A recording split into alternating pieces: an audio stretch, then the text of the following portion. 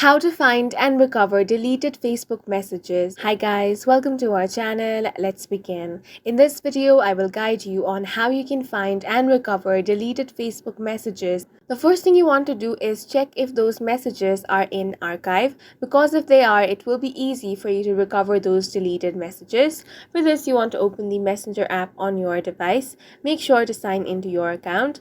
Now, you want to tap on the three lines at the top left corner of your screen. From here, tap on the archive option. Now you simply want to select any conversation that you want to unarchive, then tap on the unarchive option. Once you do that, if you head back, that conversation will be successfully restored. Now if your deleted messages are no longer in archive, then there is another way on how you can find them.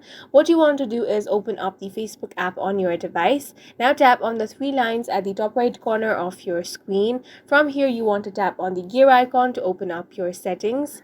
Now you want to scroll down. Now find the option of download your information and tap on that. Tap on the continue option. Now tap on download or transfer information and select your account. Then tap on next. Now tap on specific type of information. Here you want to select the option of messages. After that, tap on the next option. Now, you can either select download to device or transfer to a destination. I'm going to select the first option. Now, tap on date range, and here you want to select your date range. So you can select anywhere between last week to all time. Now, tap on the save option. Here, you can change the format as well. However, HTML is preferred, and you can also select your media quality. Now, tap on the create files option.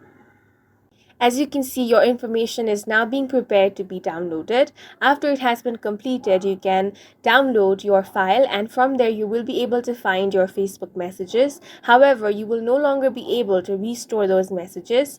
And that's it for this video. If you found it helpful, please make sure to hit the like button and subscribe for more videos like this.